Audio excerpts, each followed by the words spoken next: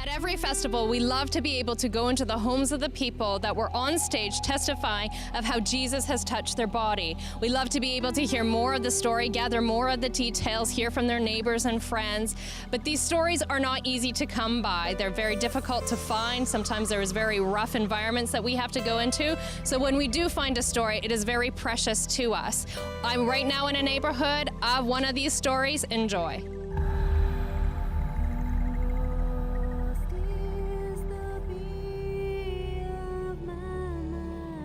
Let me introduce you to Gisele, who was completely transformed at the Haiti Gospel Festival. She was unstable in her mind. Listen to her story.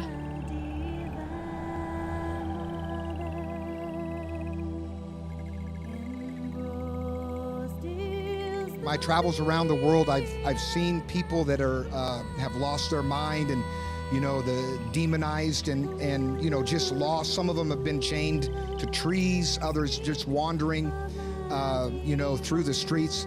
A woman who had wandered for about 18 years had come to the festival, and during her time at the festival, she came to herself.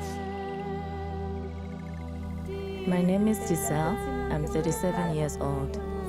I believe a voodoo spell was cast on me, and that is how I lost my mind. My parents took me to the hospital, and I received medication, but it did not help.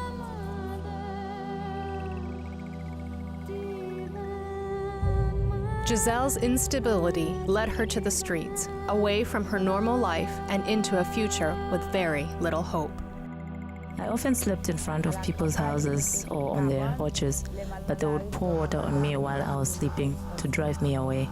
I would get so hungry that I could not come home to eat because I felt unwelcomed. The few times I wandered back to my neighborhood, the father of my children would find me and take me to the psychiatric hospital, but nothing came out of it. At that moment, Gisele could not hold back her tears as she pondered on how things had deteriorated in her life. She had lost touch with her children, and her parents were killed in an earthquake. I have two children who I love and miss dearly. One is 13 and the other is 14. I had them at the initial stages of my mental breakdown, but as my illness persisted, I could not continue to care for them. People have called me derogatory names because of my condition, and it's very painful thinking about it now. Gisele's needs were great, along with that of so many other desperate persons in Haiti. Was she cursed and doomed to a life of dire straits?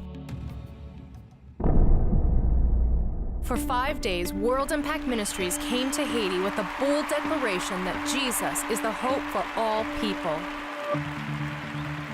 God loves Haiti. I have come here for one purpose: to lift up Jesus Christ. I saw a flyer advertising the festival in Jacmel. I was desperate, so I decided to attend. It took me 3 days to walk to get here to Carrefour. When I arrived, a former classmate of mine saw me in town and suggested we attend the festival together. She was very nice to me and did her best to clothe me and to make me look presentable. On the third night, as the pastor was praying, the pressure I was feeling in my head stopped. It just left me. I then felt a calmness in my head. I told my friend that I was feeling better and I wanted to testify, but I was afraid I would be turned away. But my friend encouraged me to go. The following day, I returned to the festival and boldly went on the stage to testify about what God had done in my life. I saw a woman that her hair were very dirty. She didn't have much clothes on her. And I looked at that woman and I said, oh wow, I hope we are not going to have some trouble with her, because she was singing, me dancing, making a lot of noise. Look at Gisele today. A miracle happened. Look at her eyes. Do you see the peace of Jesus? How many know Jesus does miracles? Hallelujah. Now you give her a hug for both of us. The light has come. Hallelujah. I just want to say thank you so much to Peter Youngren. I love you so much. I know God will provide for you to continue the great work you're doing. Thank you, partners, for your love and for your support and your financial giving. It's because of this that you were able to touch the life of Gisele.